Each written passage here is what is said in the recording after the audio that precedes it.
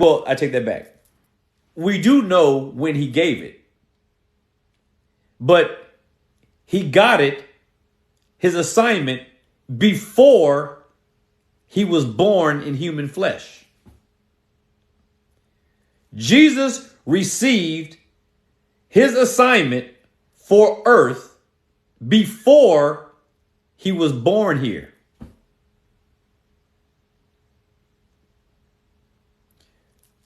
Christ was the lamb slain before the foundation of the world.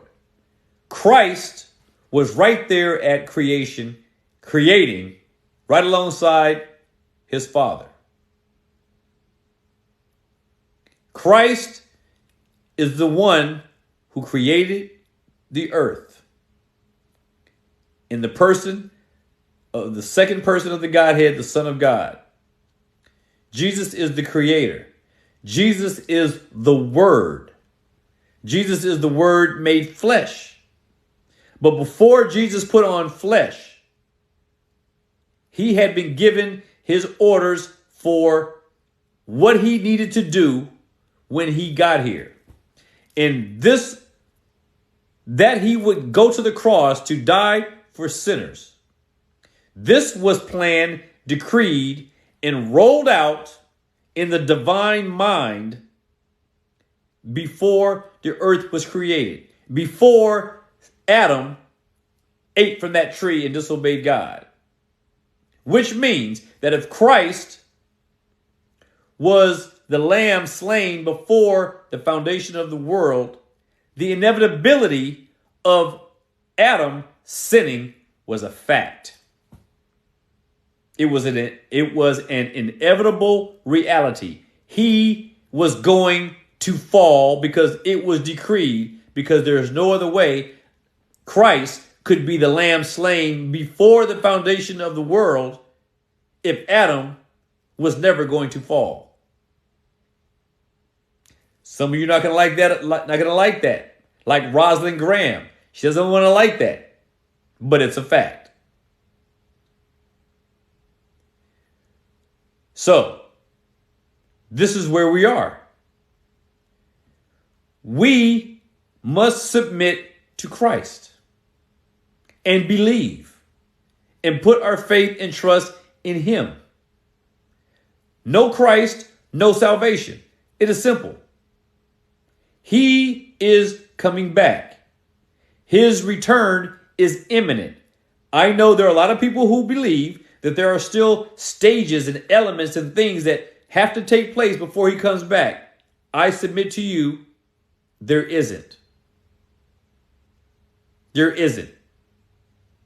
There is nothing left that needs to happen in order for Christ to return.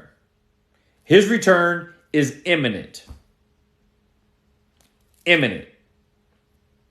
In upcoming lives and posts, I'm going to start dealing with Antichrist, this so-called 7-year tribulation, and all these other kinds of things.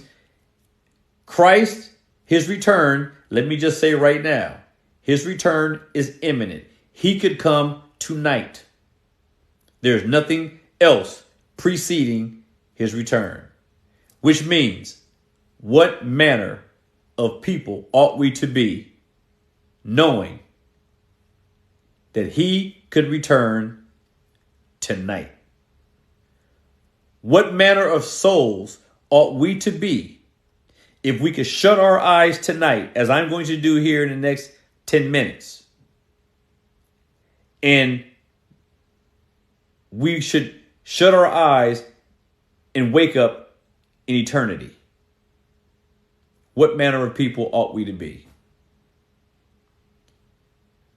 So it is my earnest desire to be and to muster every faculty of whatever ability I have to persuade, to try to convince as many souls as possible to come to Christ while you can. Because things are worse than they appear. Because people don't pay attention to the reality that's happening in this world, in this country, in our homes. Sin is running rampant. Somebody said that Antichrist has been in the world since the beginning, and that person is right. Antichrist has always been here. And I'm going to do a teaching on this week on Antichrist, because this is going to be one of the biggest things that it's going to trip a lot of Christians up, expecting this Antichrist person. Now, don't get me wrong. The Bible talks and teaches about Antichrist, and I want to deal with that. But right now, I want to encourage you to recognize who Christ is, trust in him, lean on him, and find your salvation in him. Rest in him. Because it makes no sense for anyone who wants eternal life not to get it. Be provoked and be persuaded, and may God richly bless you all. Good night.